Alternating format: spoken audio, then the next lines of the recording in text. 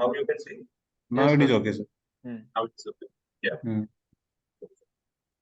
So, very good morning, Manoj. My name is Bharath. I'm a scientist in ICR, Hyderabad. So, today I'll be taking class on statistical analysis. So, in this class, we thought we'll focus mainly on the practical. So, Sir, your voice is not clear, sir. voice is not clear. Hmm. Yes, sir. Your audio is not properly. Okay. I don't have any other option here. Just I'll tell, means actually I'm not looking at that. Now it is okay, sir. Now it is okay, sir. Now it is okay. Yeah. Now it is okay. Yes, sir. Okay. So in this class, we thought like we'll focus mostly on the practical. So to save some time, so we want to like skim through the presentation. So this basic theory part you might be knowing in your like undergraduate, graduation, and PhD courses. You might have already gone through the theory part. So I feel it is we should focus more on the practical. That is where in the real world where we will do analysis and all.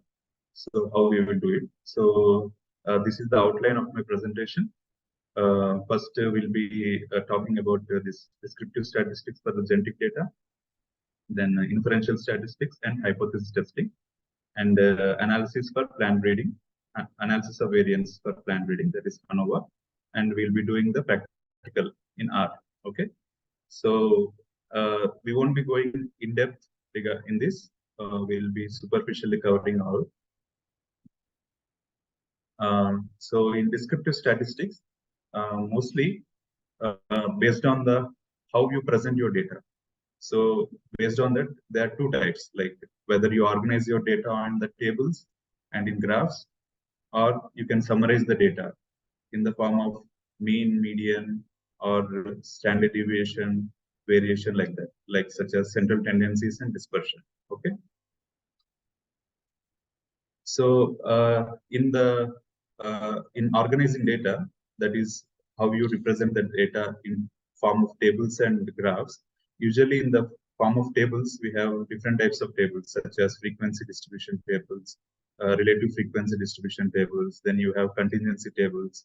So in this, you can represent the data in a proper format. And when coming to the graphs, you'll have different types of graphs, like, for example, bar charts, scattered plot, box plot. So there are different types of graphs which can describe the statistics of a population or a sample, right?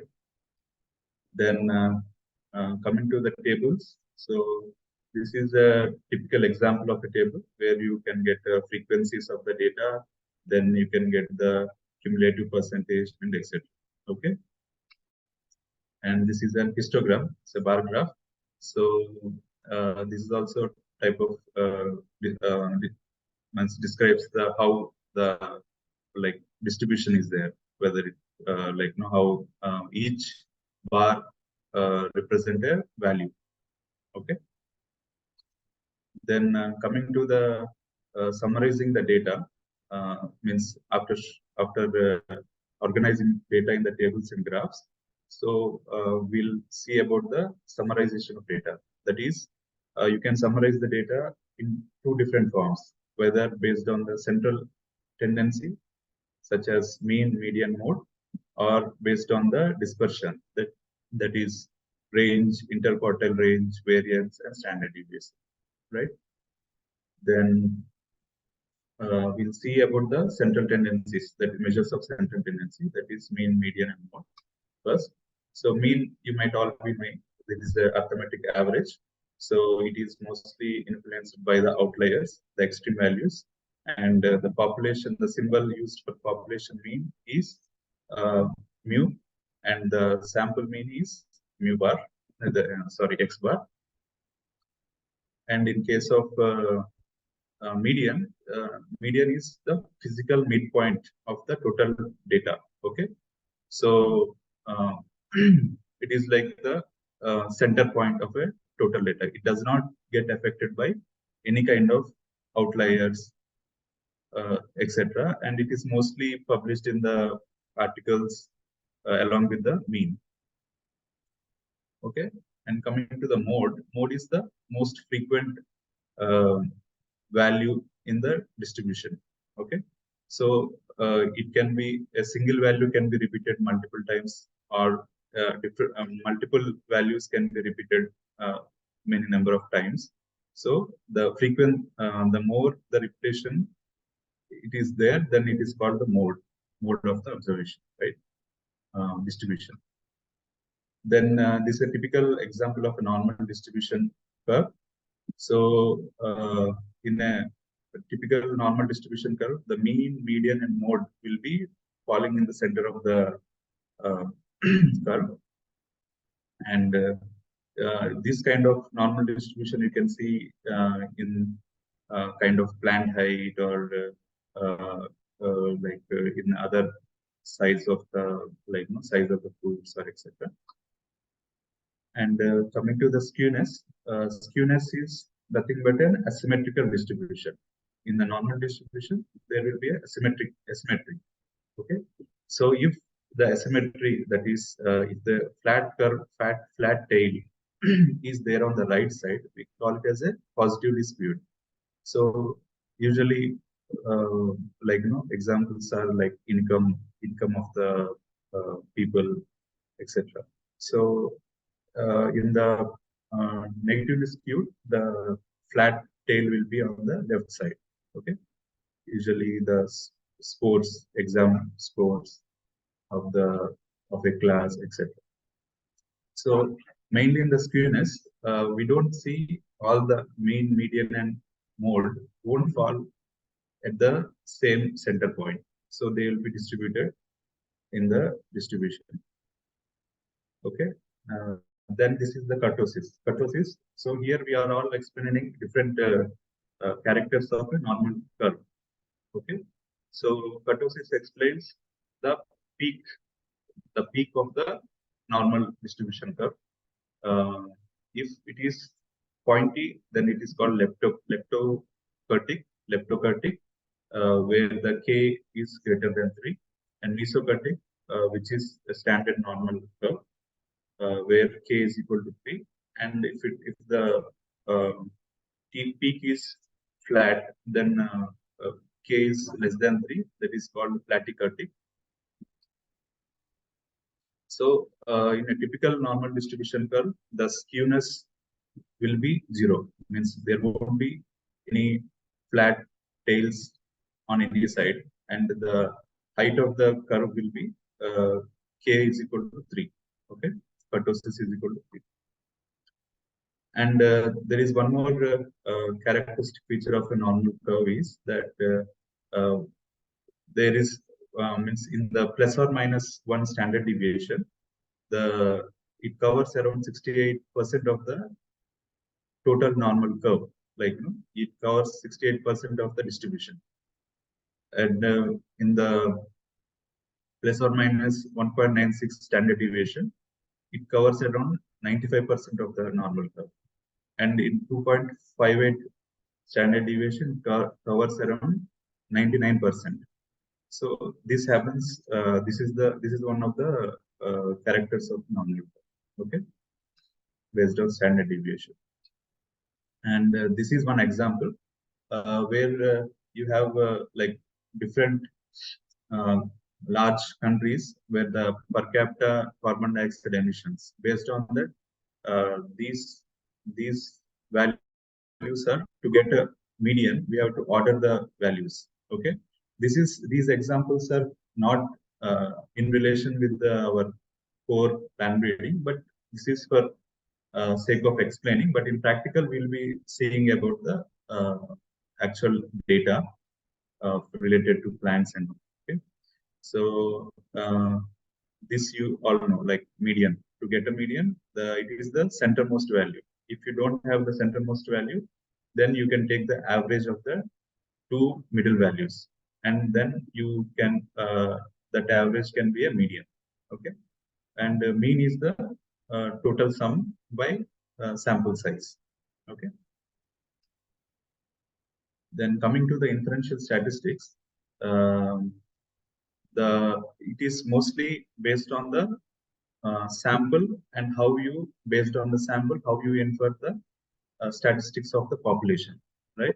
So, for example, if you take a sample from a population, then how well it represents the population, how well you can describe the population based on your sample. So, the main how you can differentiate like sample based on the key distinction is that based on the letters they use to represent the mean, standard deviation, and variation. In case of population, the sample size will be represented in the form of like capital N. Then in mean will be with mu, and standard deviation with the sigma, and variance with the sigma square. Okay. In sample, you'll have small n, then x bar, s, and s square. Okay. This is a formula of the mean. Okay, sum of all the observations by sample size. Then this is the standard deviation, that is xi minus mu whole square by n. That is the standard deviation of the population. In case of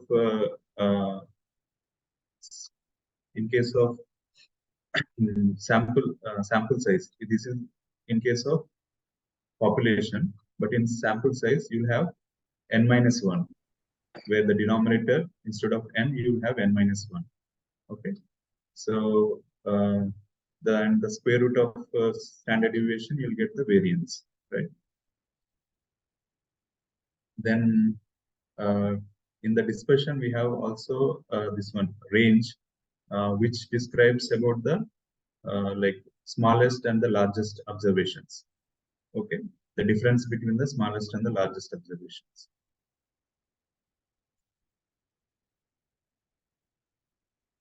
And this is a variance of sample. S is the variance. And coming to the measure of position, so based on the position of the pth percentile, that is, if p is equal to 50, then you can see this this graph. It is called box plot. In this, the total observations are grouped into 4 quartiles. Okay, quartile. Each quartile will have each quartile you can represent with a p. P is equal to 50. It gives a median. Then p is equal to 25 will give a lower quartile. Then 75. Then you'll get the upper quartile. The interquartile distance will be upper quartile minus the lower quartile. So this is a box plot. So you can see different quartiles and the outliers also. And in case of this is a scatter plot. In case of scatter plot,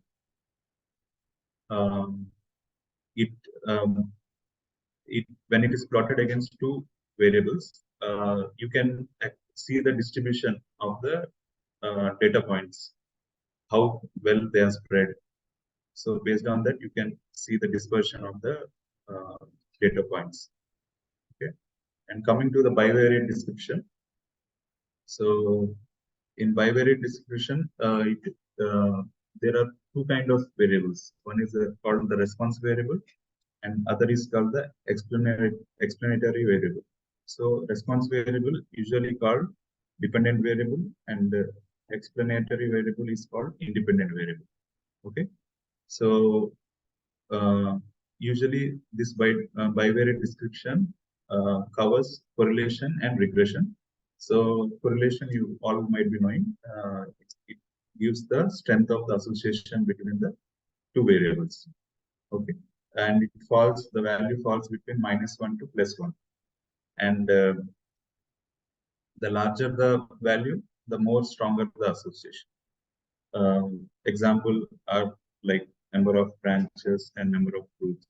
There will be a positive correlation. And if the value is negative, then we call it as a negative correlation. That means there is a negative relation between the 2. One is increasing, the other will be reducing. Okay, and based on the correlation values, that is r is equal to 0, that means there is no relation between the two variables. And if r is closer to 1, that means there is a strong correlation among the data points. Okay, if it is a negative value, it is inversely related, right? Then coming to the regression analysis, you all will be knowing regression. It tells about the cause and effect. Okay, how the independent variable is affecting the dependent variable. Mostly, it is used in prediction and forecasting. Okay, and it will also use the inference about causal relationship between the independent and dependent variable. Example, rainfall and yield, etc. Okay.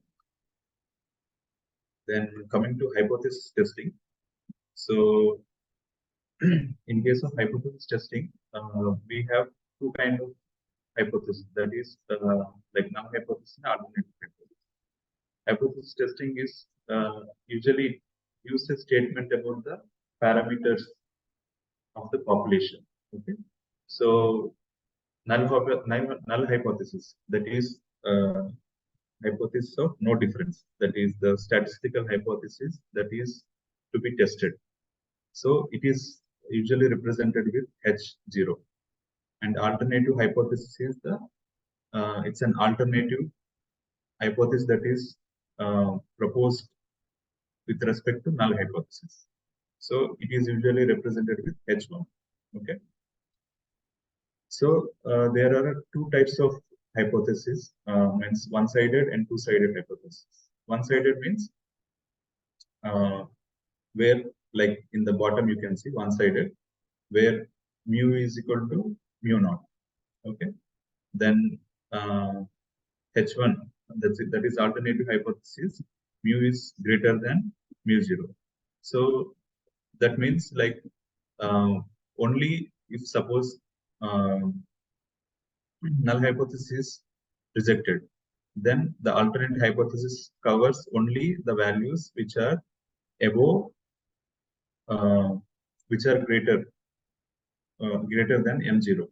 Okay, and in case of two-sided, where h0, that is null hypothesis, mu is equal to mu 0, and alternate hypothesis, mu is not equal to mu 0. So that means when the null hypothesis is rejected, then you will have alternate hypothesis which covers the total observations on the both sides of the normal curve. Okay, whereas in one-sided you will cover only the greater or the lesser values based on the like the alternate hypothesis. You'll consider only the greater or the lesser values. It represents only one side of the curve. Then there are two types of errors in the null hypothesis and the testing of hypothesis. That is, when you reject the null hypothesis which is true, then it is called the type 1 error. And when you have hypothesis, means null hypothesis, when you fail to reject it, then when it is false, then it is a type 2 error. Okay. And these null hypotheses or alternate hypotheses will reject them or accept them based on the p-value. That is, the p-value is the smallest level of significance that would reject or reject of a null hypothesis. So that means what it actually means is that the p-value, suppose say p-value is equal to 0.05, which in terms of significance, that is 95% confidence. If there is 95% of confidence that this might be true. So, like in that cases, p is equal to 0.05. If the p-value comes less than the p is equal to 0.05, that is, then you can reject the null hypothesis. Means in simpler terms, when P is closer to 0, then you can reject the null hypothesis.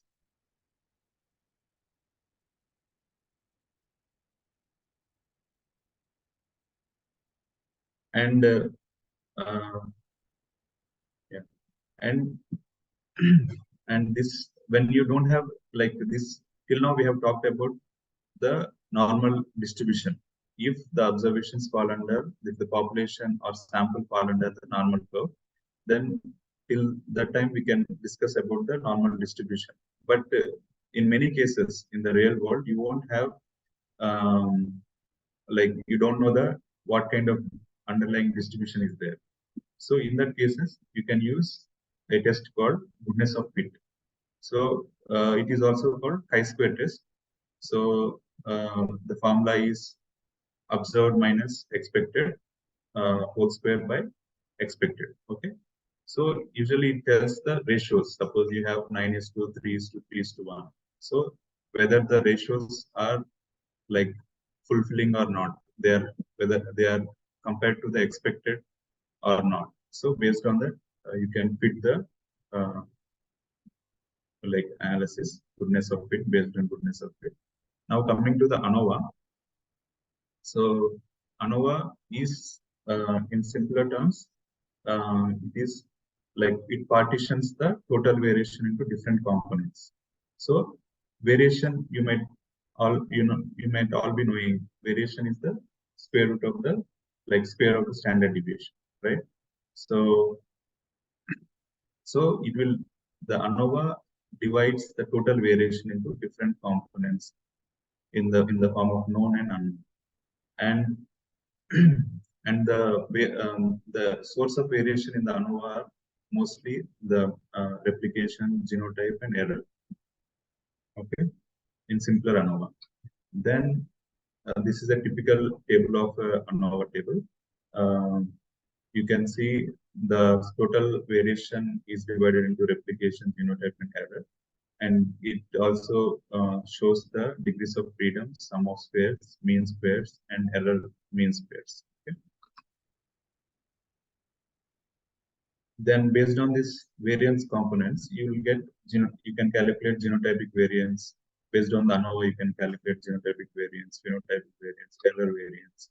So genotypic variance is the based on mean squares of genotype minus mean squares of error divided by number of replications. You'll get a genotypic variation. Then in case of phenotypic variation, it is sum of variation among the genotypes plus the variation due to the environment. Okay. Then in case of error variance, it is the mean squares of error. So based on these variances, you can calculate coefficient of variance such as PCV, GCV, and ECV. Okay. So these actually what they signify is that the PCV, if it is less than, if PCV value is less than 10, then you can call it as low. That means the variation is very less comparatively. Okay.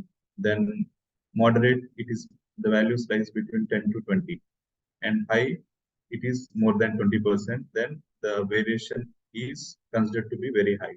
Okay.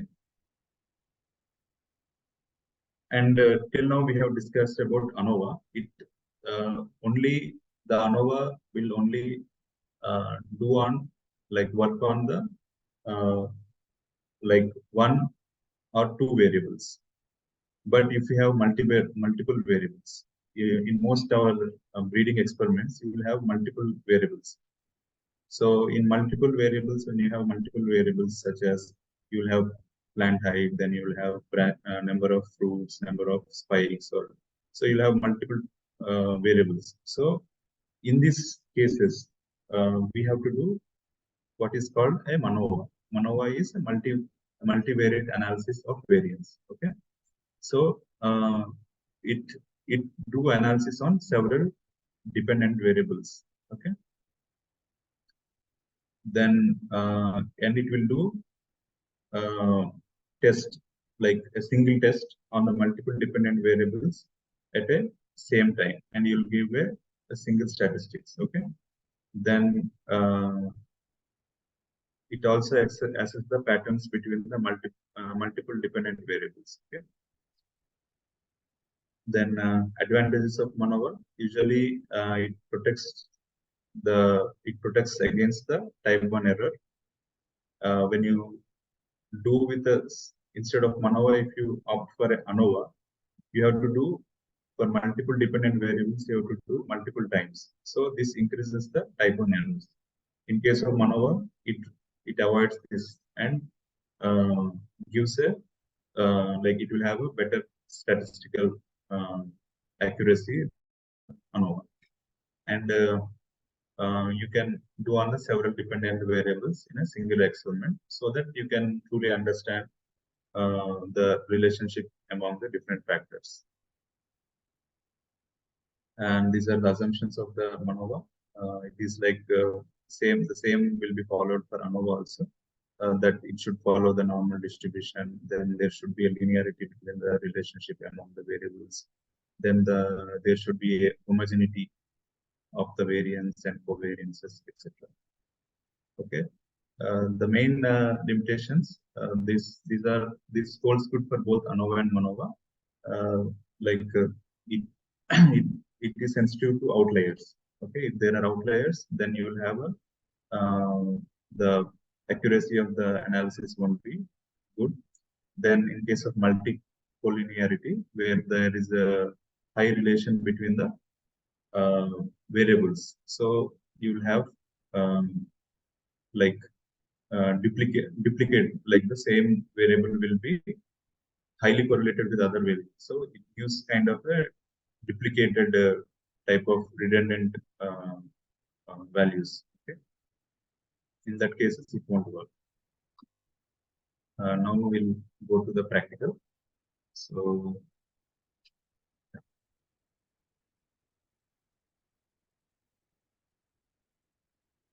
yeah, can you see my screen?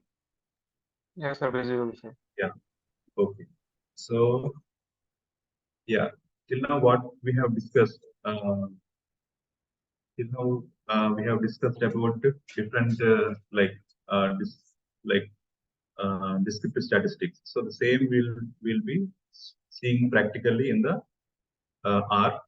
So I think yesterday you might have had the basic installation of different packages, installation of R, etc. So I think you might be able to follow the presentation. So you just look, you just follow. Even if you feel you are not understanding, don't worry, because we'll be sharing the notes also to the organizers. They will be sharing with you. So nothing to worry. You just see how well, means like how you can do. You try to understand what are the steps involved and how it is done. Okay.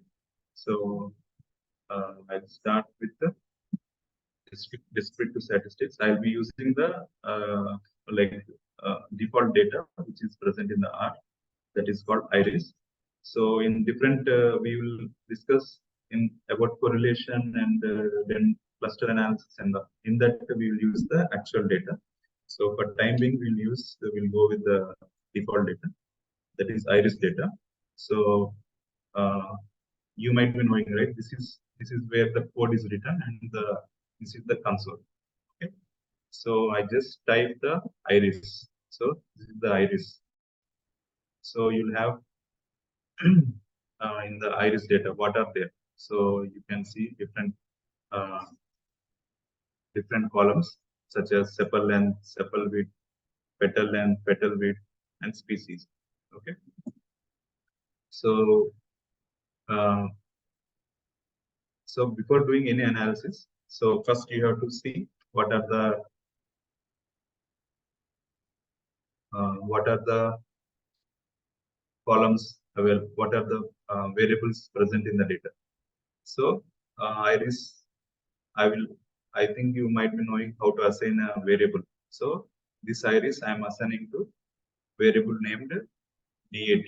Okay, so when I run it, so now the iris will be assigned to DAT. Okay, so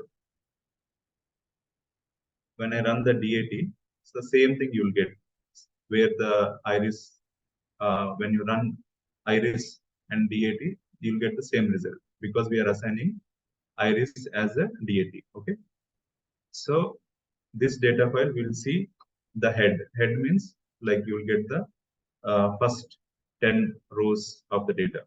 Okay, you can see in the lower portion, you get the first 10 rows, so that we will understand what kind of data is present in the this data in this table, in this data frame. Okay, so you will have different columns. So in this, most of them are quantitative variables, that is numerical variables, except the column species. In column species, you will have setosa. That means it is the in iris there are three kind of species are there, like such as virginica, setosa, and the other is versicolor. So there are three kinds of species are there. So we'll get the information that whether this variable is a quantitative variable or a qualitative variable. So based on that, you cannot do calculate mean for the total data frame, because if you include this last column in the data frame, then you won't be getting the result, because you cannot calculate mean for a like text data. So you should be careful to exclude, or to look for what data to be excluded, what columns to be excluded. Okay, so you'll get the head, that is the head data. You'll get the total 10 rows, 10 or 6 observations. Then you'll get the based on, if you use str function, that is str data, then you'll get the structure of the data frame. See, in this there are different columns. So sepal length is a num. Num means it's a number value.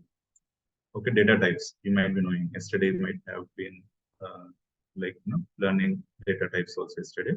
So this is a number type of data type. And when it comes to the species, you can see it is a factor. Factor means there are 3 levels. That is 3 species are there: setosa, versicolor, and virgin. Okay. Then what we'll do is, first we'll try to get the minimum value, right? So to get the minimum value, what you have to do is, the function is min.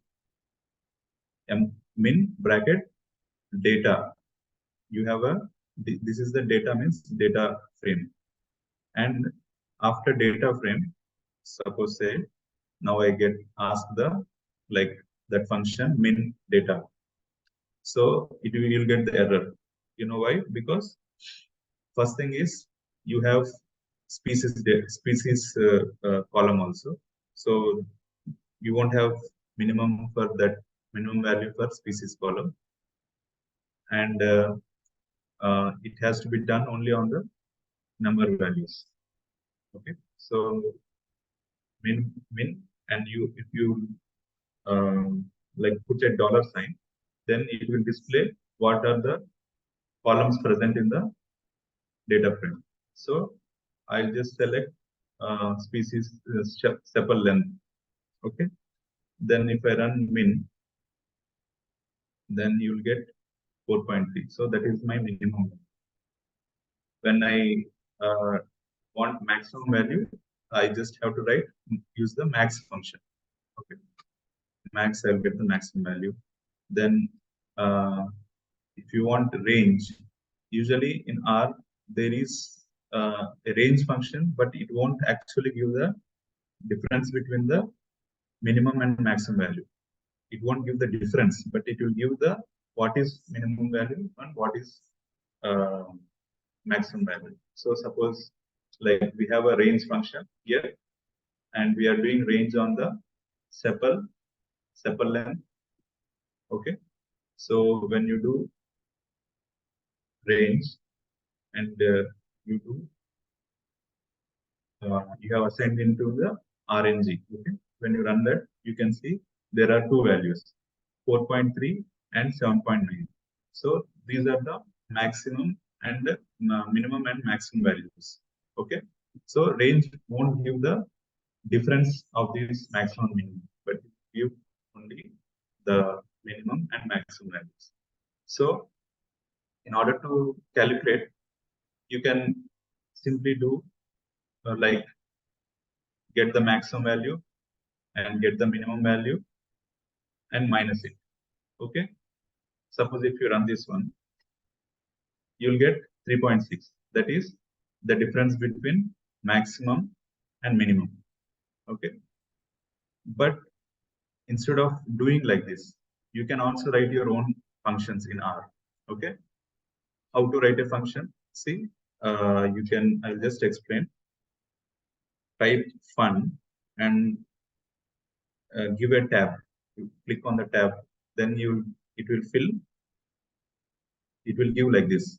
So name, you can give name whatever you want. So like I give test. Okay, test. This is the name of the function. Then function variables. So what kind of variables I need? So I just give an x. X can be x or y or anything. Means it's just a name of the variable. Okay. Then you can do like any what function, what this function has to do. Okay. So in that you can write like say what you will do, a mean online. You can do sum of y plus x, say. So here we will give y comma x. So these two variables, the function test will take and give the sum. Okay. Then once the sum is calculated, you have to return it. Okay. Return sum.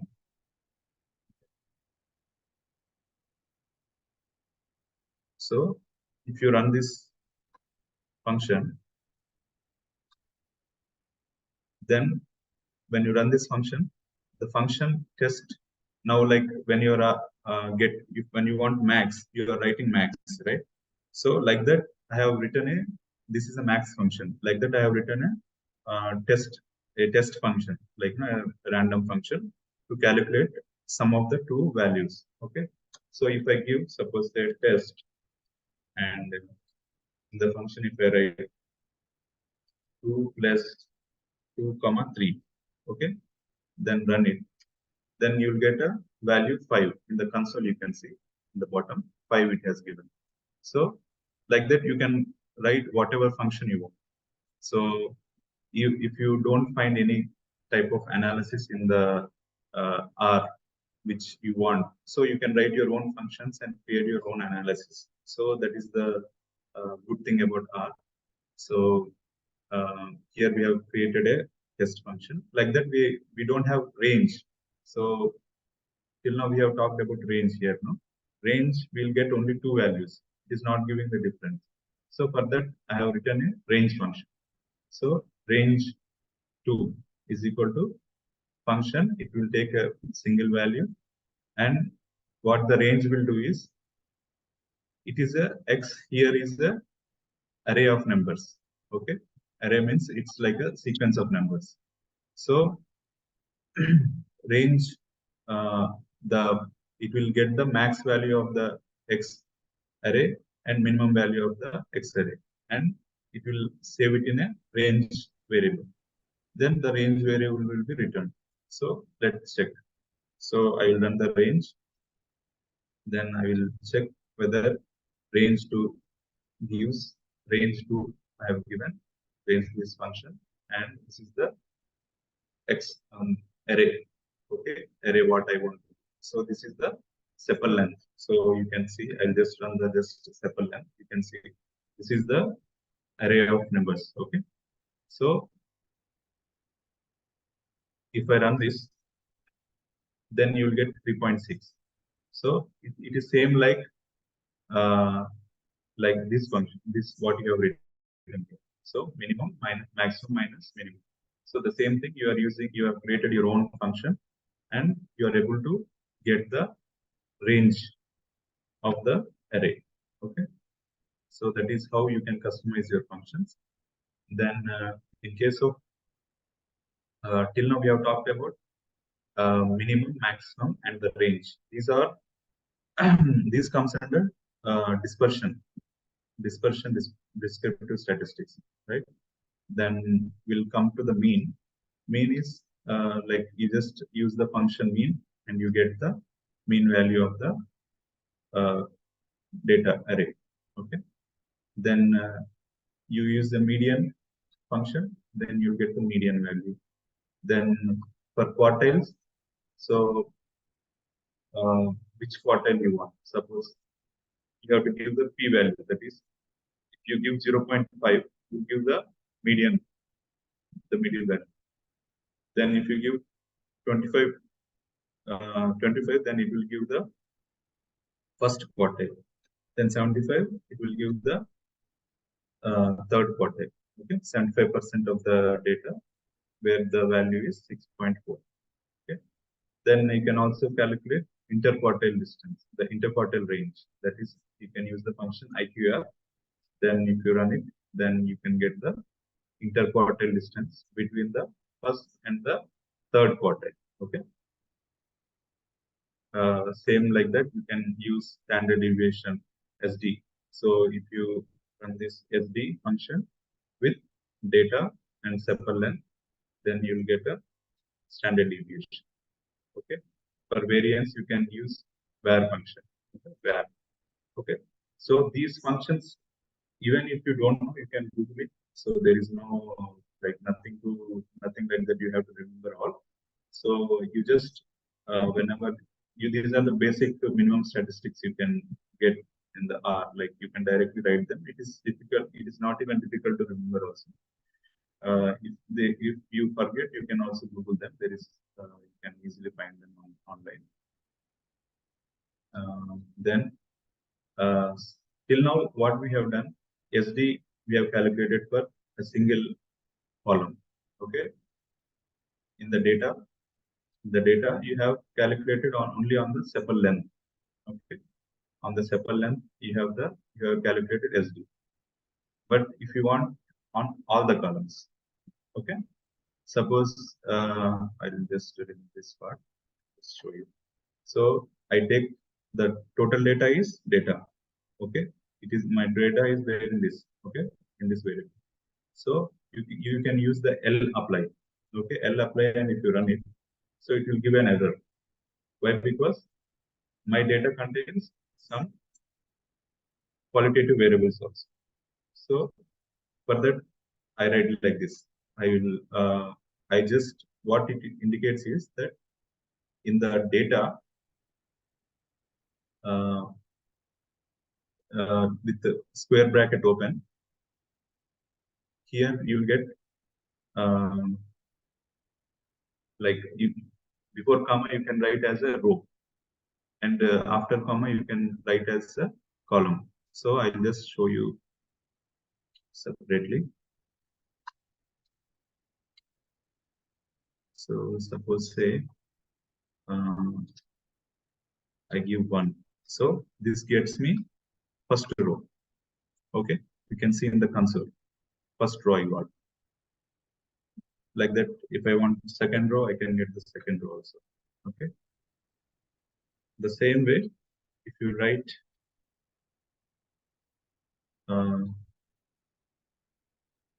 first column, then you'll get the first column. Okay. So that's how you pull the data from data frame. Okay. So what I have did is here in this, I want to take all the rows. So I have not specified the row here.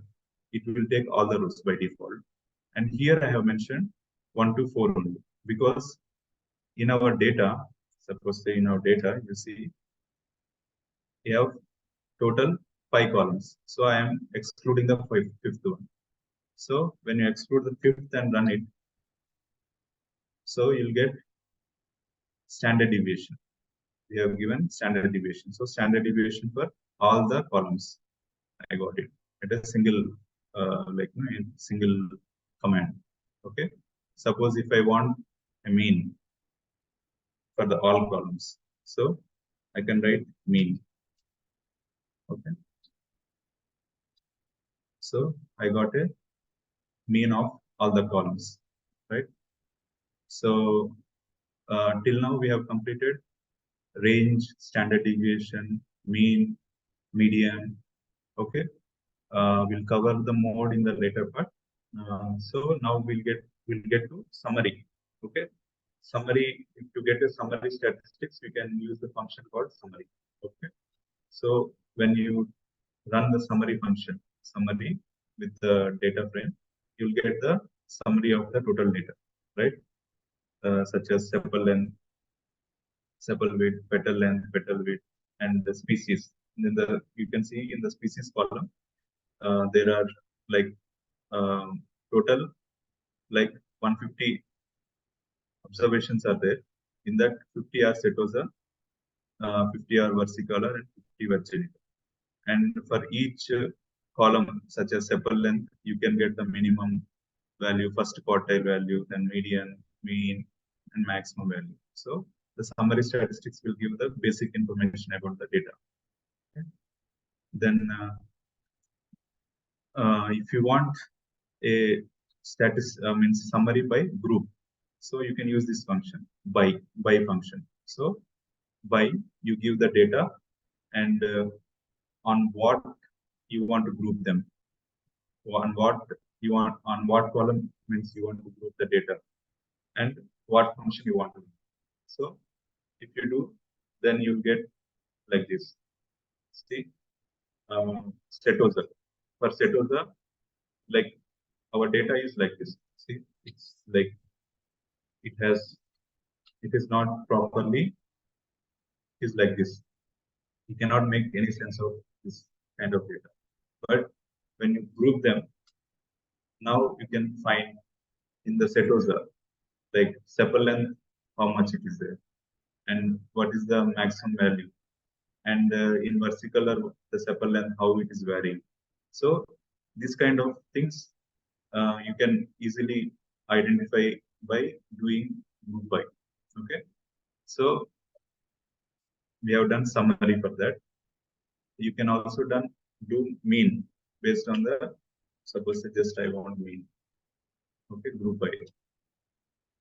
Okay. Okay. Okay. So there may be some issue. Mean may not be coming descriptive statistics only, maybe summary will be. Yeah, later we'll see. Group by will be using other functions also. There we'll see.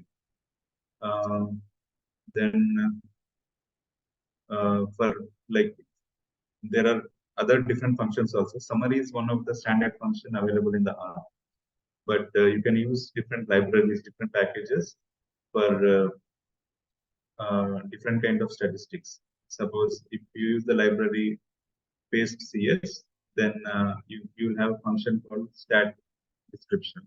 Okay, stat yes. Okay, if you run that, you'll get total uh, total statistics summaries, like descriptive statistics you get for different columns. Okay, see, you can get the like mean, standard error, then you get the sum, range, okay, median, then variance, standard deviation, coefficient of variation. So this all you can get with a single function, that is stat description from this library. Okay, and you can manually calculate coefficient of variation, so that you know that is standard deviation by mean. Okay, you can see the coefficient of variation here for the sepal length, it is 0.14. and the same we have calculated manually, 0.14. Okay. You can write your own function for calculating coefficient of variation if you want to. Then we have mode. So you use the table function to find the mode is nothing but a frequency table. Okay. So I have run the table, then you will get this array of numbers. So what it indicates is that 4.4 is repeated 3 times. 4.3 is repeated only 1 time. So based on this, you can see the mode. Like mode means the frequency of the observations that are repeated in the total sample. So you can sort them. You can use the sort function, and this is the data what you have to sort and how you have to sort, which is decreasing order or increasing order. So when you sort it, then you get from lowest to highest.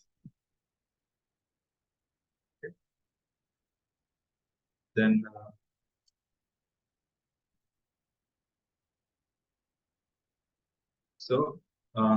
you can use this like frequency table calculation, means based on the table function.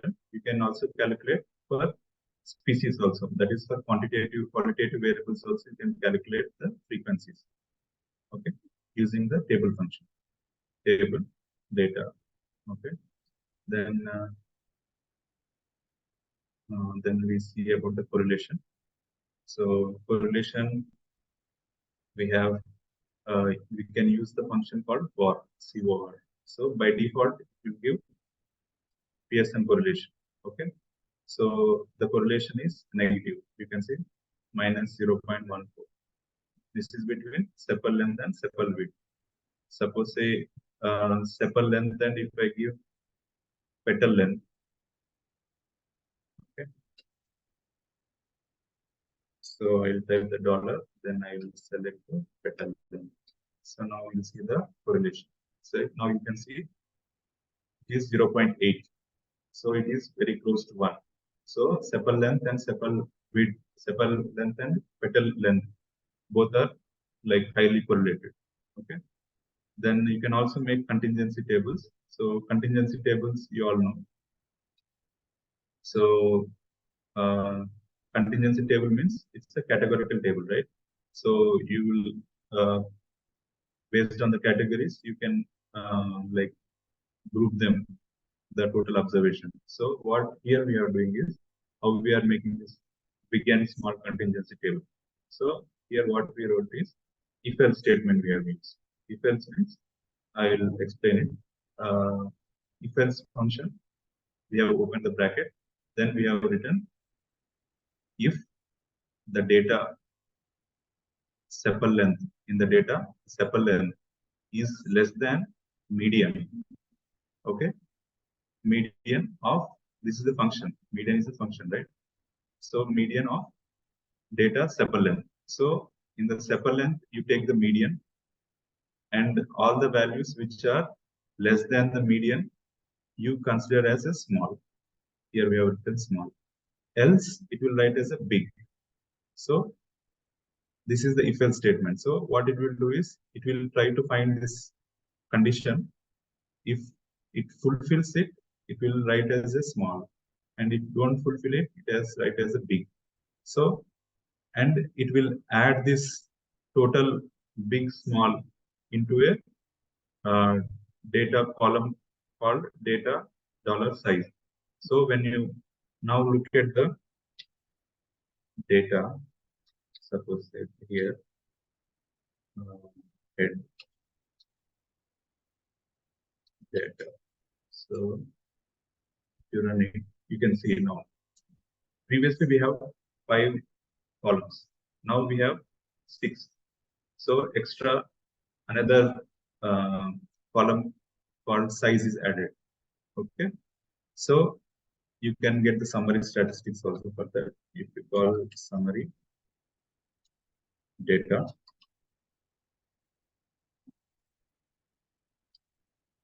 so now you can see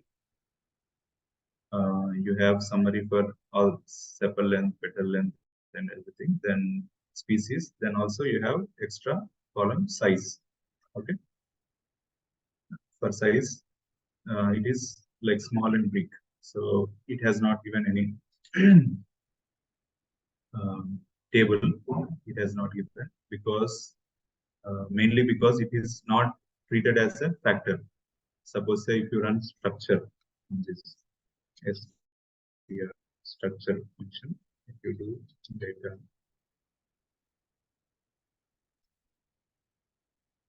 and see, so you can see the species is the factor.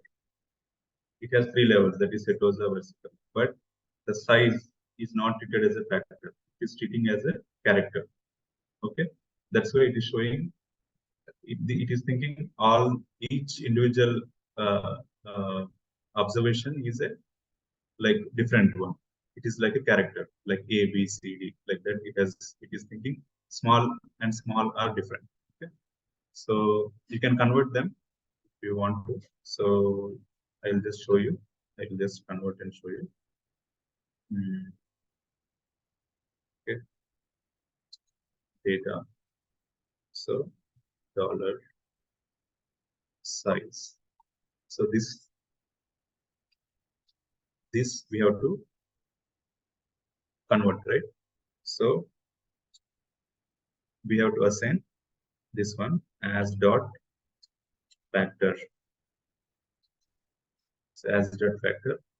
Then what data as dot factor means what data need to be put into the data dot size. So I will put the same variable. So the same variable I am taking, which is in the character form. Okay, this using as dot factor, I am sending it to the data size. Okay, same. I am sending the same thing to same, but here we are using this function to convert. So if you run it, then again you see the structure str function using str function. If you see, then you get both are factor, right? Then if you run the summary, then you can get size is equal to big and small, right? You can see now 77, 73 you are getting. Previously what it was giving here size as a character, and it is giving like this, length is 50 and character like that it is given. So now here it is properly showing big how many, small how many. So that is how we have to convert. Okay. Then next coming to the contingency tables. So here we have constructed one contingency table. So against the 3 species, that is Setosa, versicolor, and Virginia, we are making a different means based on the size, how they are categorically, like how we can categorize based on the size. So in Setosa, you can see only one big, only one comes under big, and 49 comes under small. Okay, versicolor it is 29, 21. So Virginica it is different. Okay, so this is means you have constructed a contingency table based on this table function. So table you have used, and you put the species and here the size. So you got a contingency table. Okay, then the same thing can be done with the X tables also. Using X tables also, you can construct the contingency table. And you can also, in some cases, you want to calculate proportions. So proportions, suppose say like how much proportion does it account for Setosa? Okay, you want to calculate the proportions. In that cases, you can use proportion table, prop dot table function, and you can calculate the proportions. And you can round them also. Round means you can use the round function. So you can see the rounding of the zeros. So how to do it? You can use the round function. Then the total, whatever the function we want to calculate for the proportions, we put here. Okay. This is the proportion. Till here we have put the same as it is, and the round function requires here. This is the rounding digit. This is the 2. Okay. This might be, let's see. So there is a option, like if you don't know what is the function, what are the variables it takes a function. So you can type a question mark and a function name. Then you can, in the help, there you can get the help about the function. Okay. So what are the like suppose say here we have, so x is the numerical vector. Then integer indicates the digits. Integer indicates the number of decimal places, rounding off. Okay. And yeah, based on that you can see which type of data is required for what function. Then you can see the percentage by column. So by column you got the percentages. Then you can use mosaic plot. Mosaic plot means the same contingency table will be represented in a diagram. So you got the contingency table. So mosaic plot, you can see how the function, what the function requires. You gave the contingency table here, and you have given the color and the labels. Okay. To change this, the label will change. Okay. Then for the same, we can calculate the bar plot also. So like for this column data side, you can calculate the bar plot. So bar plot, you can use the bar plot function. Then for calculating the proportions, okay, this is based on the proportions. So around 50% of them like big, and almost less than the 50% are small like that. Then you can use the ggplots also. So ggplot. So now I run the ggplot, it is giving error. So what it means is the library is not loaded. So I will load the library ggplot. So ggplot2. I loaded the library. Now you run it. You can get the graph, the same graph. Okay. Then you can get the histograms also. Then histogram also same, like you can see the data and the frequencies. Then you can, using ggplot also you can calculate. ggplot, I will just let you know, this ggplot you have to give the data, and this has a separate kind of language that is like graphical grammar they call. So what we write is, this is a ggplot function, we give the data, and AES function is the aesthetics. Okay, so here we define the column. Okay, x is equal to what column. Then you give another plus, means you add, and you'll give a geom histogram. This is the actual plotting, actually plotting the histogram. So in ggplot, this is the format how you give the functions the data and how it will plot. Okay. This is the box plot. You can see different quartiles. Then so the normal box plot, you have this function, right? So this is the data array you have given, sepal length. But when you want to compare, so compare all the box plots of different species, like in the group. So how you will do? So you have given what column to be compared against what column. Okay. So against species, we are trying to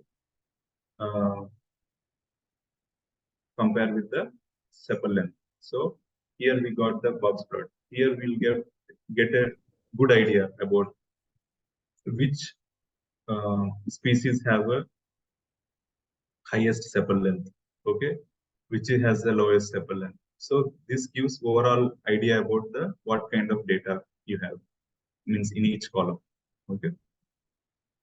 All these kind of graphs usually help you to, before going for any analysis, if you do this kind of graphs, you'll get better understanding about the type of data you are working with, and you can identify outliers if there are any, and you can remove the outliers and you can go for analysis. And the same you have done with the ggplot. And then coming to the scattered plots. So usually you can use normal plot function. Plot, if you give the two variables, by default it will plot the scattered plot. Suppose if you give only one, so now it has given like only one based on the how dispersed it is there. Okay. When you do with against another this one, then it will give the dispersion among these two variables, comparing these two variables. Okay. Then same you can do it with the ggplot also. Okay. In the ggplot you have given data, then you have given sepal, x is equal to sepal length and y is equal to petal length. Okay. Then you have used GM point. Okay. GM point. This will give the scattered plot in ggplot. Okay. Then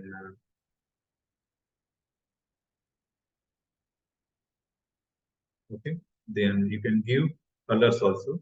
Here you can see colors was given based on the species. So the difference between this and this is that here we have added extra color. So color is equal to species. That means based on the species, you give color to the each observation. Okay. Then you have added a scale for the color.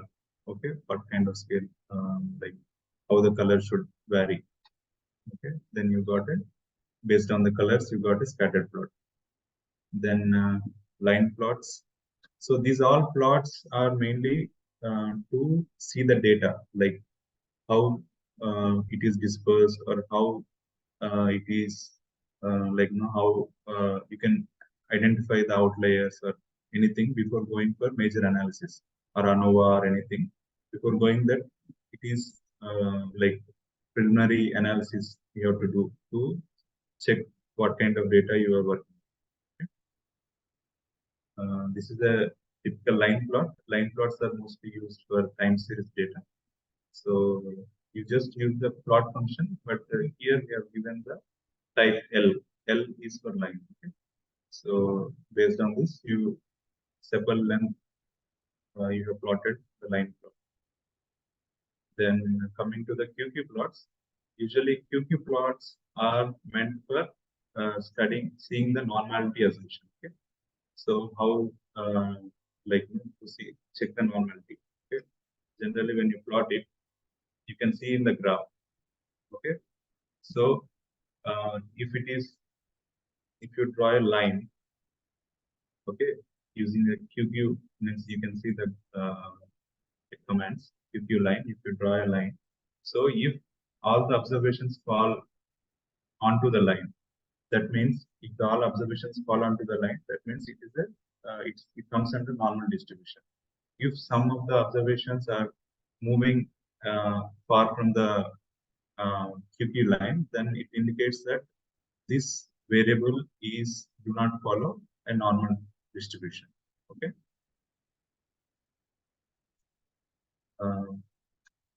Then you can also plot confidence intervals. So suppose like a single line may not be all the observation may not come under a single line. So you can also plot a confidence interval. So under which if the observations are within the confidence interval, then you can accept. That is like 95% of the confidence interval. That is means like you are telling If 5% is it is away, there is no issue. Okay, so you will accept that. So like that, you can plot a confidence interval. This means along with the QQ line. Okay.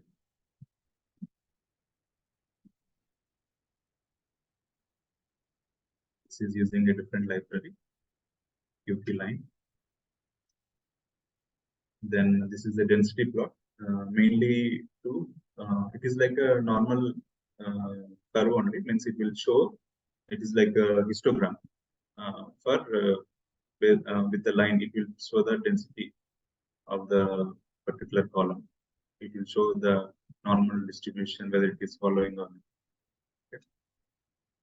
So normal distribution I am talking mainly because ANOVA, MANOVA, these are all holds good where there is a normal distribution. So if there is no normal distribution, the results coming out of ANOVA won't be accurate. Okay. Now coming to some other functions are there. You can calculate frequency table like using this function from this library summary tools. You can use frequency function. You can get frequency, and you can also get total cumulative percentages like that. And you can also have a like frequency table, a simple frequency table by removing all the unnecessary columns such as total number, cumulative frequency. You can all remove them. You can have a simple one. Okay. So this all you can know it by looking at the function. What are the values you can play with? Okay. So these are the values you can. If you remove them, you can get a complete frequency table. If you run with the removing those columns, you can get a simple function table, frequency table. So like that, then you have a you can do with C tab table also. You can do cross tabulation. Means that is you can make a contingency table. You can calculate the percentage proportions also. Okay, and then here we have one other function called STBY. STBY, what it will do is, suppose we have a data. What is the data? This is the data. This is called tobacco. So if you see the data here we have like column called smoker, whether he is a smoker or not, and a column called disease. Okay, whether he got disease or not. So, and you can also have a column called gender. So suppose if you want to do a contingency table based on the third categorical variable. Suppose we have a gender. See, you can get the gender is equal to female. On the female, what is the categorical table? So how many are smoker, how many are non-smoker, and here you can get the gender male. Here you can see the contingency whether they are smoker or not, whether they got disease or not. So here we are dealing with 3 categorical variables. That is, we are doing with the smoker, deceased, and gender. These 3 categorical variables we are using, and we are plotting a contingency table. Okay, and there are many descriptive statistics you can get. So I think most of them we have covered here. We have covered all the like mean, median, variance, mode, and frequency tables and contingency tables. So now we will go to chi-square. So chi-square test. So here also we'll use the iris data set only, the same one, and iris data set with the here we have run the same small and big. We have created the categorical variables, and we have added a new column size, and we can create a contingency table. So chi-square you all know, right? So you can see based on the observed and expected, you can calculate the chi-square value and see whether the null hypothesis to be rejected or not. Okay. So this is the plot using ggplot. Okay, you can just see how the data is there. It's the same contingency table we have represented in graphical form.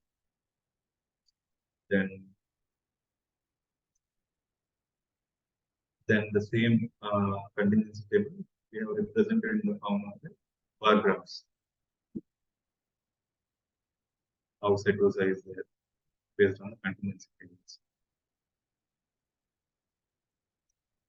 Then here we are doing actual chi-square test. So to do a chi-square test, what we require is this is the function chi-sq dot test. So this is the function chi-square test. It takes like the contingency table. So when you run this one, you can see the contingency table, right? This contingency table we are giving it to the chi-square dot test function. Okay. So then you got and we are assigning this outcome, means whatever output it is there, you are giving it, assigning it to a variable called test. So when you run the test, you can see the Pearson chi-square test. So chi-square value is 86. Degrees of freedom to p-value is less than 2.2 10 to the power minus 16. Okay, so it means it is very less. It is like it is very close to the 0. So what we can do is we can reject the null hypothesis. Our null hypothesis is that like these two variables, that is the species and the size, these are independent. That is our null hypothesis. But we have found that this is like the p-value is very less. So based on the p-value means like the lowest p-value means you have to reject it. Means like if the p-value should be less than 0.05, that is 95% confidence we say. No? So the same way, if it is less than 0.05, that means we can reject the null hypothesis. So now you can see test statistics. Test statistics, you can get the x-squared value. Now test observed. How I am doing is, if you write test, suppose a test here, and write a $. So what are all the like variables present in the test? Like inside the variable, there are different sub variables. Okay, different parameters are there. So you can call them by saying, suppose say if you want to bring the p-value, so test $p-value, you can get the p-value of the test. Okay, like that we have got. So now we get the expected also. So expected is, it should be like this. Big should be 25, 25, 25 for all the species, and small should be 24, 24. This is the expected, and this is the observed. Okay. So based on this, we have calculated the chi-square, and we have rejected the null hypothesis because our p-value is very less. It is close to 0. Now, so now we have combined both. P-value means if you want to publish papers, like you can summarize this everything like the chi-square test and the table, like the contingency table in a single graph. You can see the p-value is given in the bottom of the graph, and you can get the contingency table here. So it indicates, you can put this graph directly indicating the p-value also, telling that chi-square means test yielded very less p-value, and we have rejected the null hypothesis.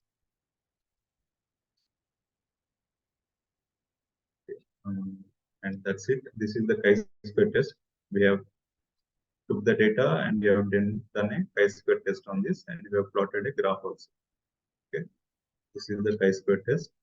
So now we'll be doing ANOVA. Okay, we'll be doing ANOVA on the same data itself. So we'll take the iris data. Then for doing ANOVA, there are multiple ways you can do any kind of test, like based on different libraries and different things. So there are different functions for the same purpose. Okay, so for calculating ANOVA, you can use one-way test. So if I do one-way test function I used, and I have given the dependent variable, and this is the independent variable, and these two dependent and independent variables were coming from the data, that is that. Then variance is equal to true. That means the variance are that between all the variables. Okay. So if the variables are not equal, then we have to do a different test called Welch ANOVA. So for normal ANOVA, you have to do this function and you get the values. So you can get the F value, then degrees of freedom you have got is equal to 2. Then P value you got is very less, that is below 0.05. So you can say that these variables means like this is very significant. That length of this means based on the suppose the petal length is there and species are there. So among the species, the petal length is varying very much. This means it is significantly different. Based on the petal, you can easily categorize the species. The difference of this ANOVA. Okay, you can use a different function also, that is AOV. AOV also performs the same ANOVA, and this AOV you have given it, you have assigned to a variable res AOV. Okay, the same here also we have a dependent variable and independent variable. Then when you do summary on this res AOV variable, then you can get a proper table which is used for our analysis, where we can use it for you can put it in a publication directly. So this, you can see there is a 3 star, which is highly significant at 0.01.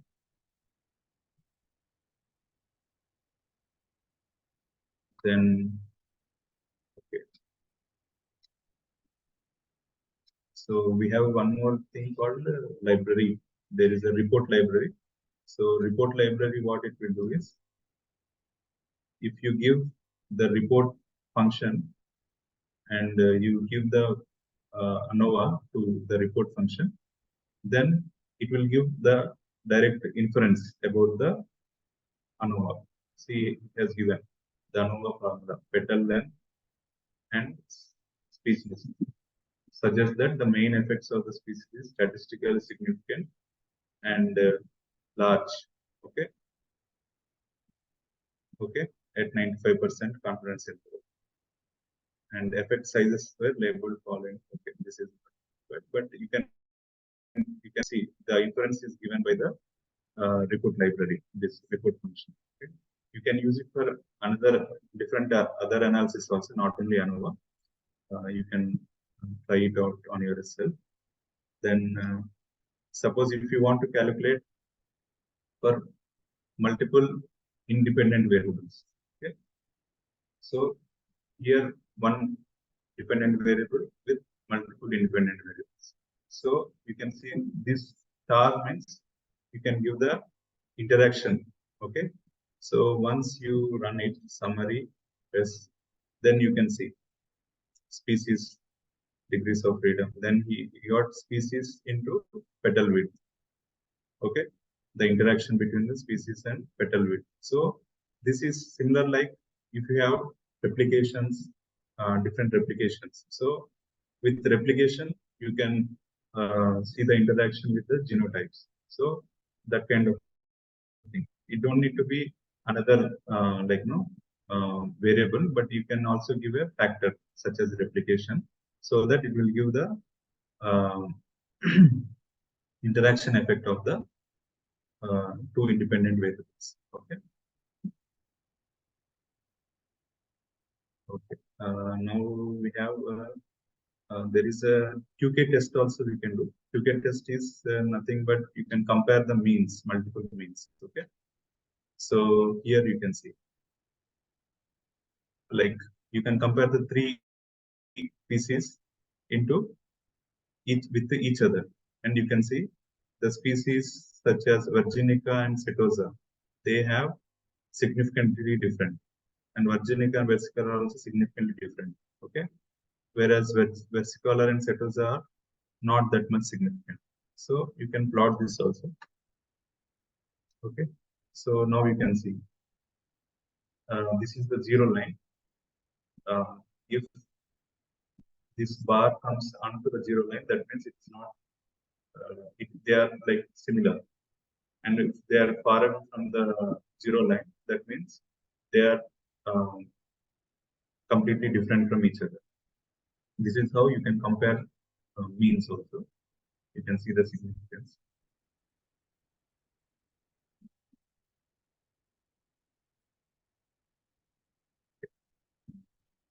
Now we'll go to correlation.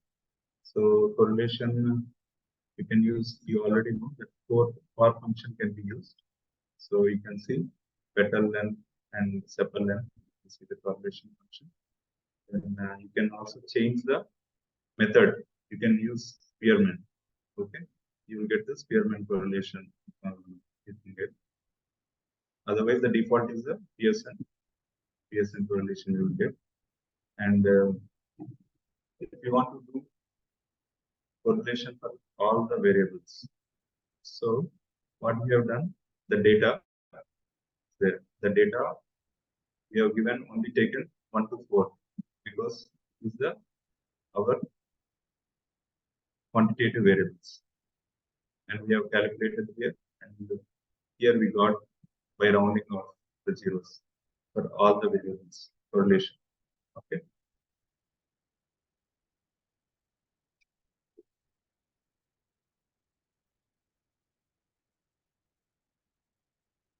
So this is a scatter plot. Scatter plot, nothing. You can just see the correlation between the petal length and the sepal length. If it comes under a straight line, if it is in a straight line, follows a straight line, then that we can say that they are they are correlated. Okay. If the value is close to 1, that means they are highly correlated. So with ggplot, you can plot this one.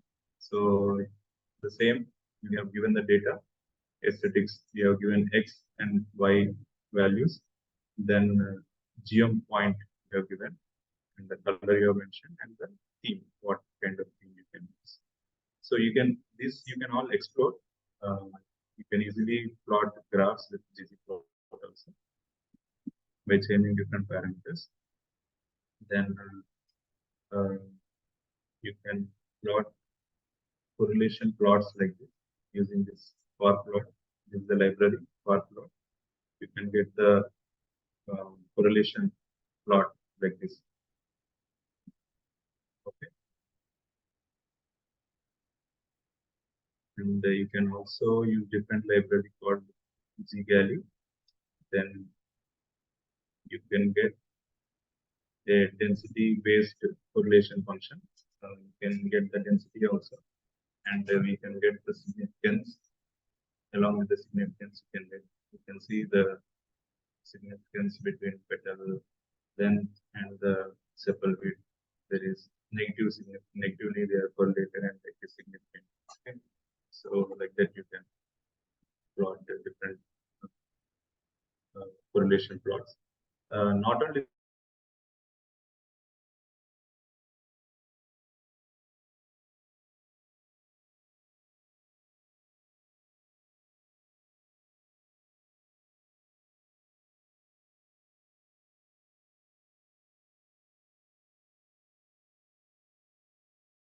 ANOVA we can do with the same data. So for this ANOVA, we need library deep layer, two dependent variables, and this is the independent variable.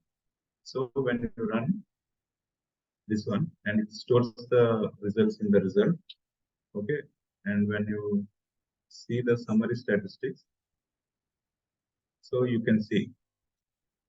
So we have considered two dependent variables, and then we have seen it is a significantly different. Significance is the p-value is less than 0.05. So you can use three variables also, three dependent variables, and see. So three dependent variables we have taken here, and into species, we are comparing against species. So then if you run this summary, then you get with the three dependent variables.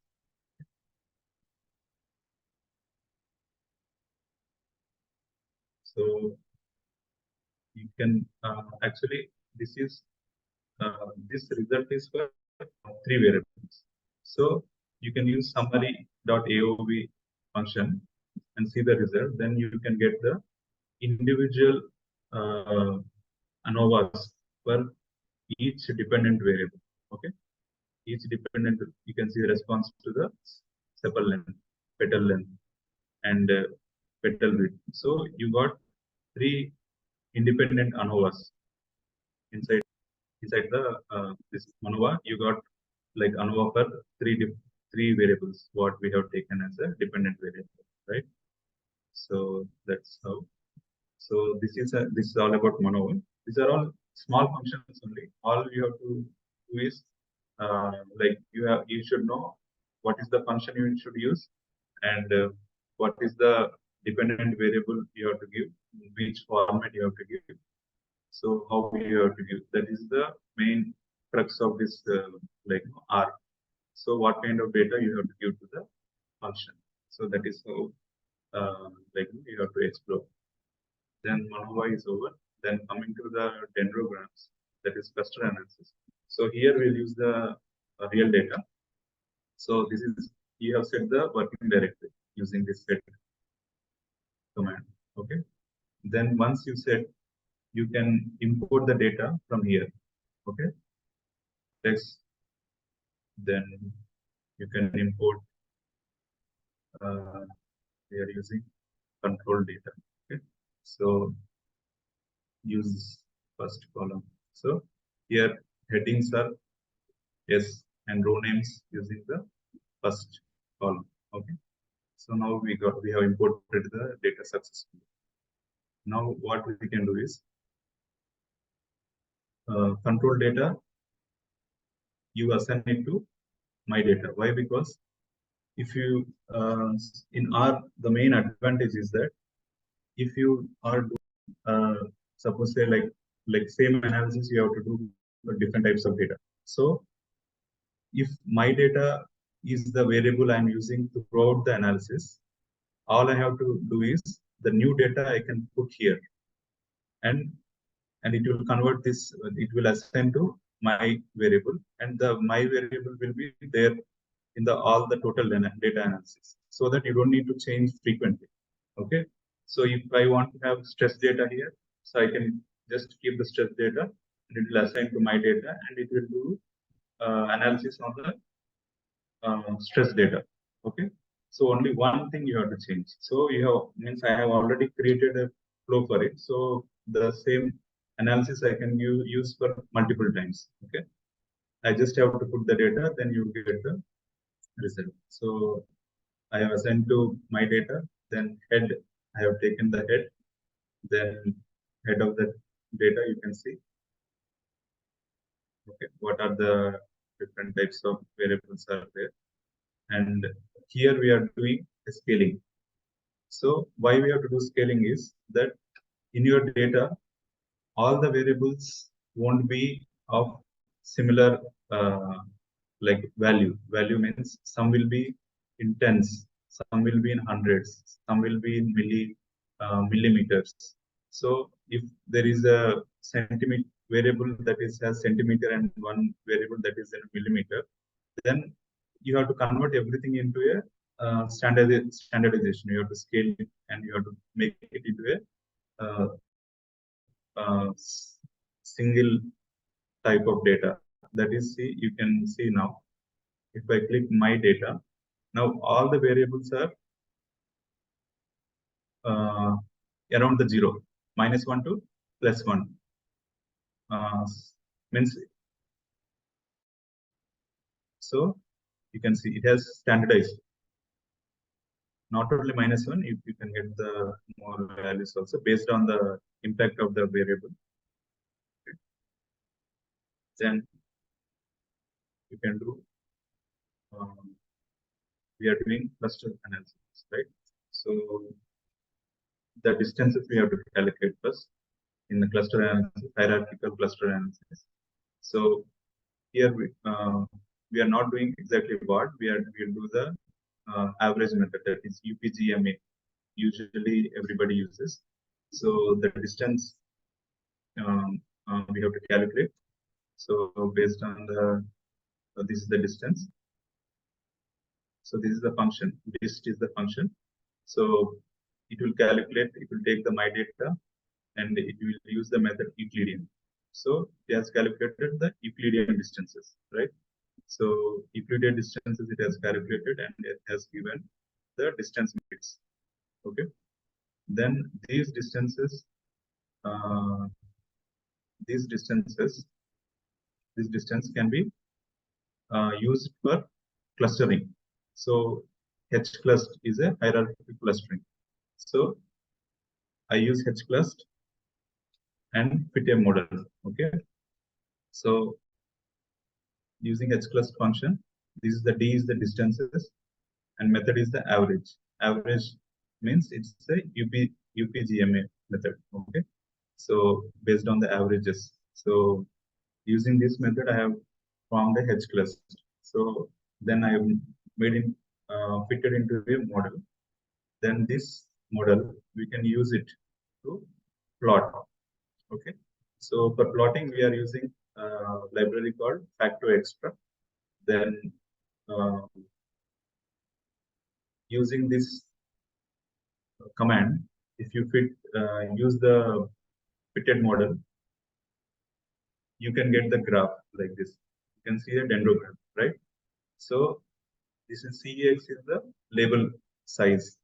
If you want it bigger, you can change it, and it will grow bigger. So that is the label size, and then you can calculate the cophonetic distance. Cophonetic distance means the distances, like cophonetic distance are the distances that are there in the tree diagram. Like if the tree is dividing, suppose say there is a branch, like suppose it is dividing into two. So this middle point where it is dividing, that is the cophonetic distance from where it is dividing. So these are the cophonetic distance. So these cophonetic distance we can use them. Here we have used cophonetic distances. Okay, using that function. Then we are correlating with our actual distances.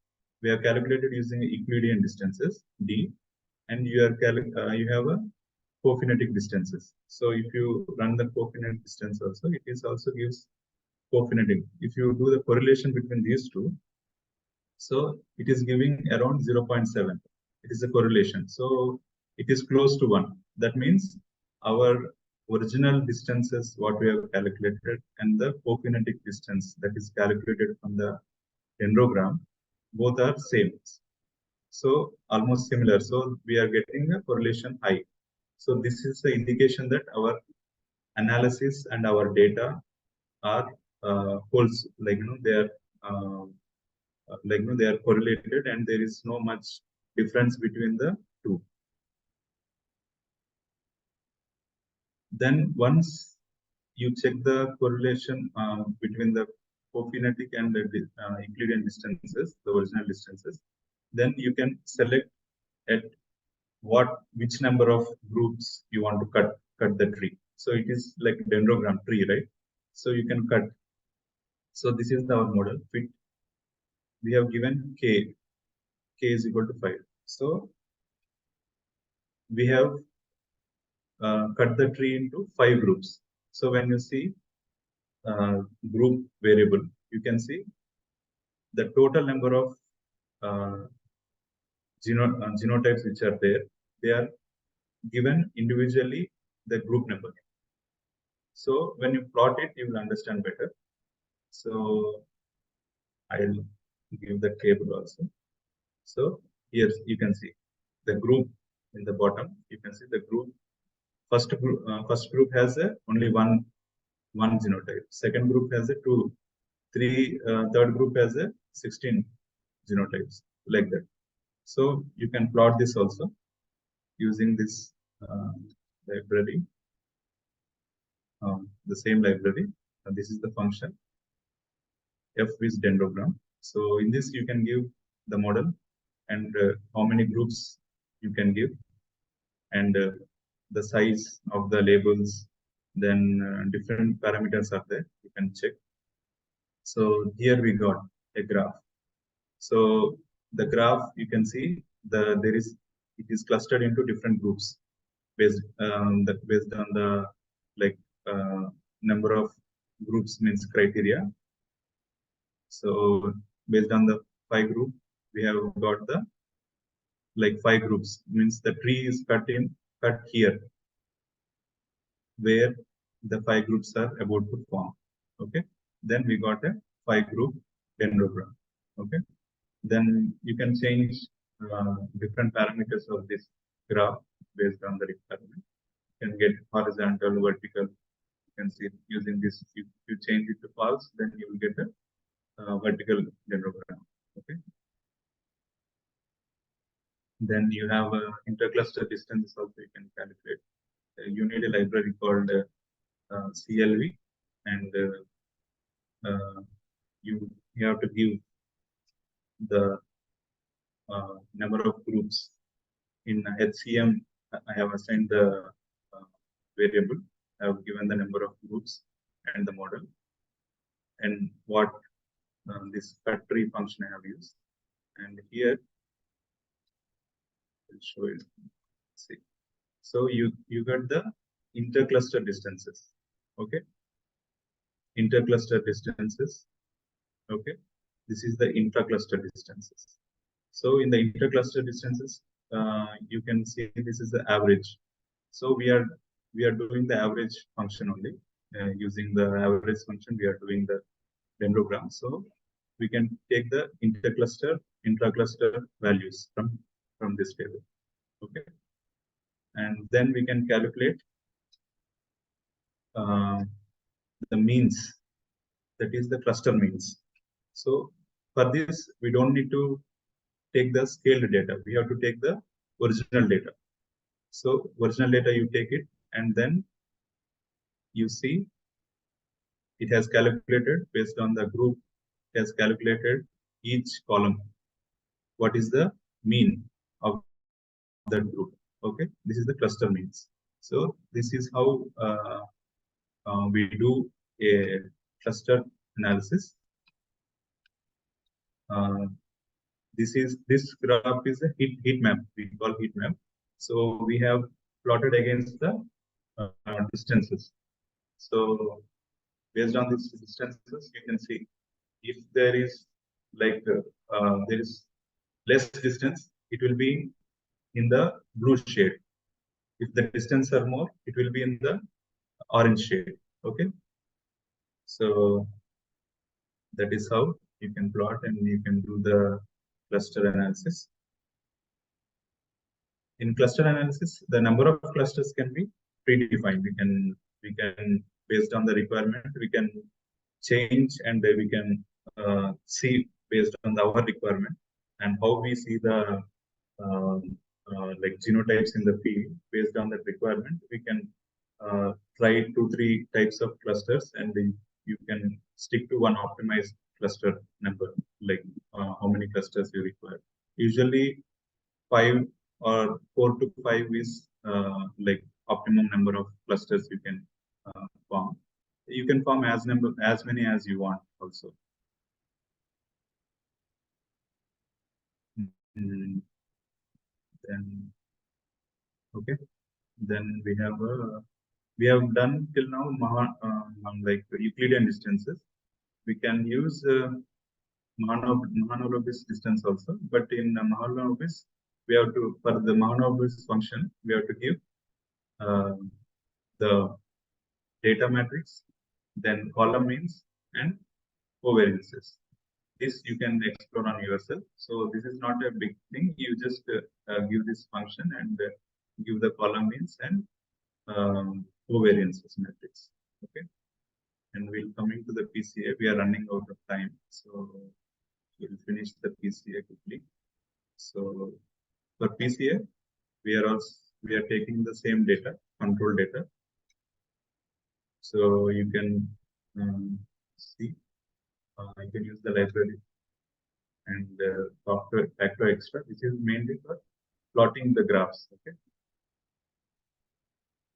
and the main PCA will be done using a PRCOM. So this is the main function to calculate the PCA. So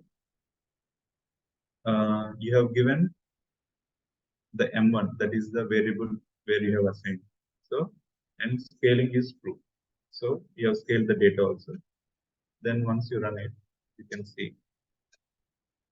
So we got the different PCAs using a PRCOM. Okay, PRCOM function. So then you can plot it. So here we got a scree plot using this FB's eigen. So this you got a scree plot. Okay. Then you can use this function FB's PCA individual. So to plot individuals on the PCA.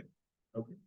So how the individuals are like distributed with respect to DIM. DIM1 means PCA1, DIM2 is PCA2. So how these are distributed. These are the individuals. Then you can plot the graph for variables also. Okay. So how these variables are like how the arrow indicates the, like, bigger the arrow, the higher the magnitude. The magnitude will indicated by the arrow, length of the arrow. And if the arrow is short, that means the magnitude on the variability. The variable has less magnitude on the total variability of the distribution. So here what we have, like, these arrows also indicate the correlation. Suppose if arrows are side by side towards this same direction, that means these are related, correlated. Okay, if the arrows are opposite to each other, okay, then these are like negatively correlated. Okay, if one is increasing, other will decrease, like that. So based on this plot, variables plot, you can get this like correlation also. Okay, and in this there is nothing much, like you have to give the function and you have to give the PRCOM results. Okay, REST PCA, the PCA of the PCA results you have to give. Then you have to give the, like based on what you have to give the scaling, means colors. So contribution, based on the contribution of the variables we are giving, and REPL is equal to true. That means all should not be overlapping. So label size, etc. So using this function, you can plot the Y plot. Okay,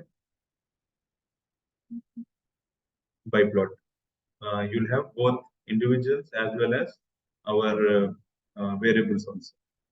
Okay, and then you can write the eigenvalues. So these are the eigenvalues.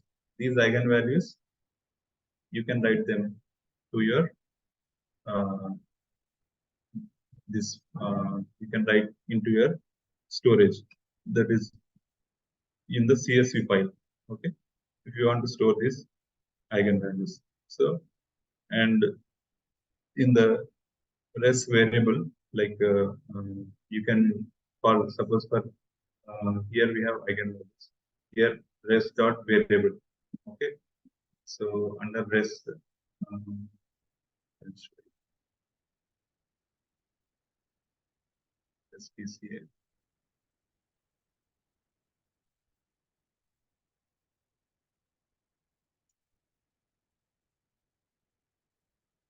Under res, what we have is, so to this PCA where to get PCA of variables, what we did is the result PCA we have given it to the get PCA variable. Okay, under rest, what we will have is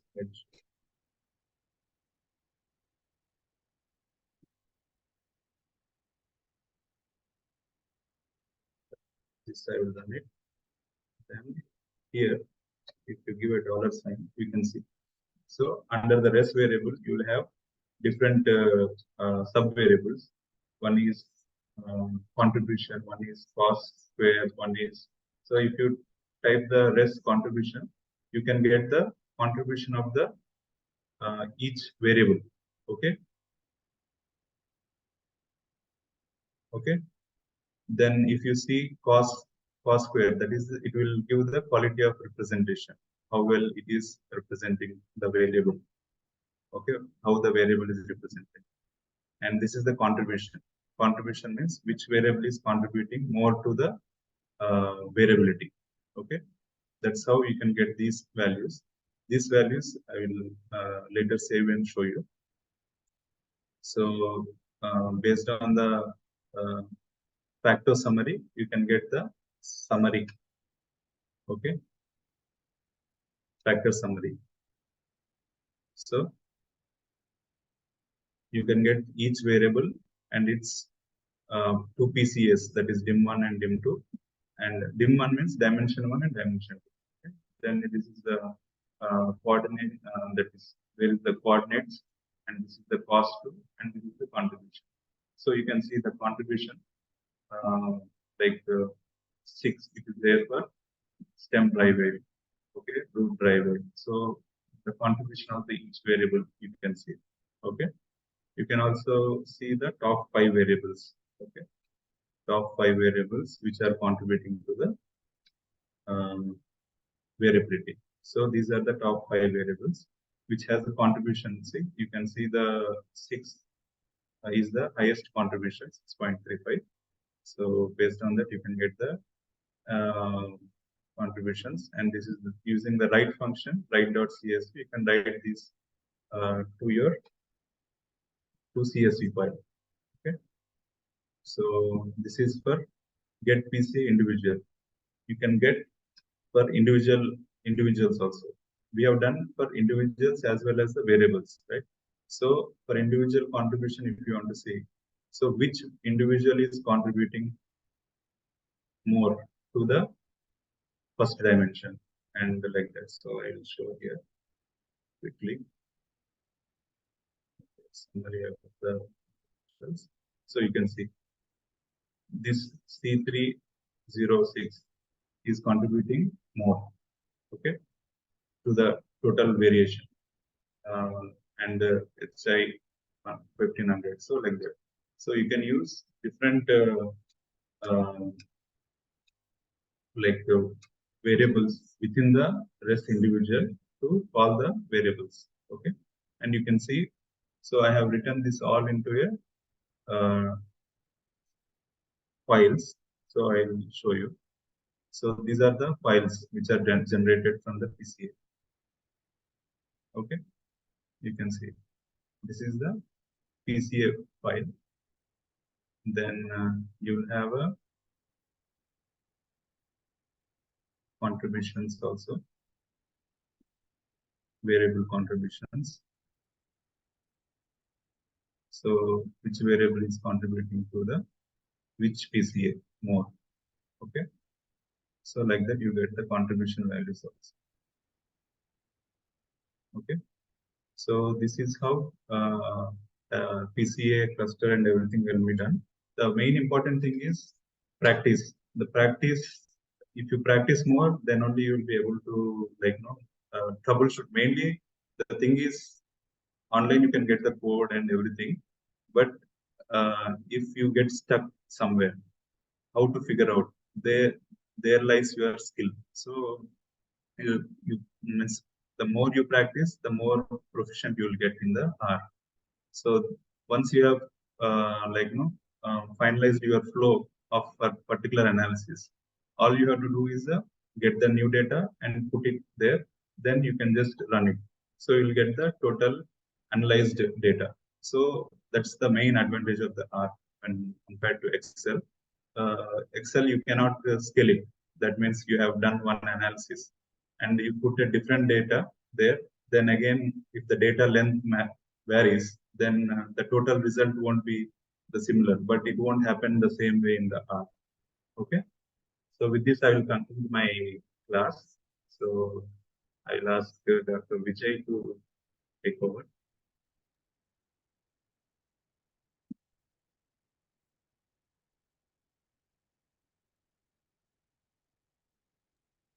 Is there any doubt? You can ask your queries.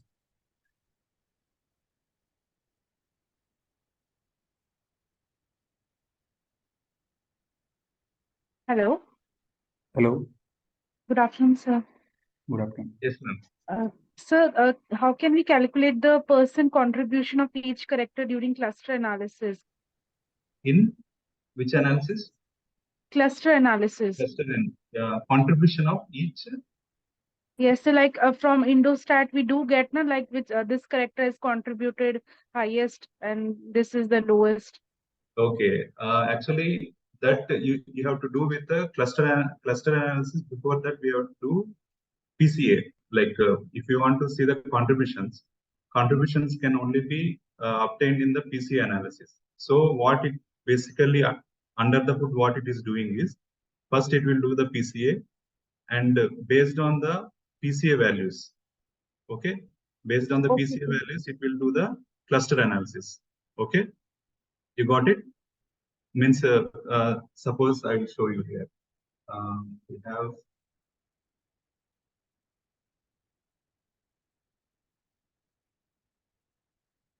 so individual contributions are.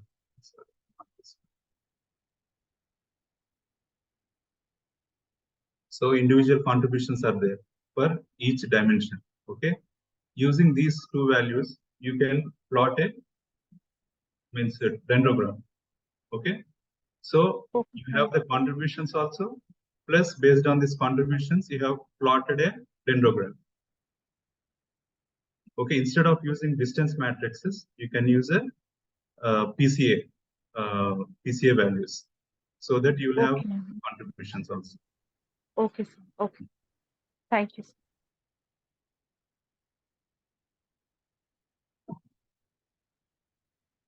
So, sir, will this data be syncing with the D-square analysis results also? Means this contribution of characters that we are doing here. D-square? Yeah. Yeah. I think the Indostat thing that she's asking is about D-square analysis. So contribution of characteristics will be syncing with that also, right? See, If we go with here, principal component analysis. see, like contributions, you won't get with any kind of cluster analysis. Okay, cluster analysis will do like based on the distance matrix. First, you have to calculate the distance matrix. Based on the distance matrix, you can plot a dendrogram. Okay, that doesn't mean you have to. You should not do PCA. So PCA also you can do. Means you do D-square analysis, right? You get the clusters, and you can simultaneously you can do the PCA also. You can also compare the two, based on the contributions. Also, you can plot a graph from the PCA. So there is something called HPCA, means hierarchical PCA means it will plot a graph like dendrogram on top of PCA. Okay. So that kind of analysis you can do, and you can get the like contributions along with the d-square. Okay, thank you.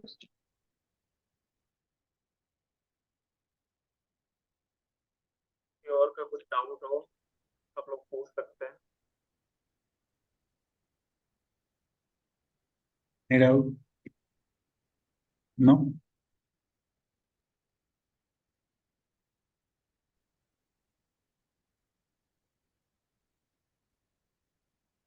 So if you have no query, then first of all, thank you, Bas, for such a outstanding session, because your expertise and passion have not only enlightened us, but also inspired to deeper appreciation for the data. Because whatever you taught, these are, I think, so core tool a GPU breeder use, or maybe it may be ANOVA, MANOVA, PCA, regression correlation. So thank you, Varsar, for sharing your insight and making a lasting impact on all of us. And we are very thankful and grateful to you, sir, for giving your time and efforts.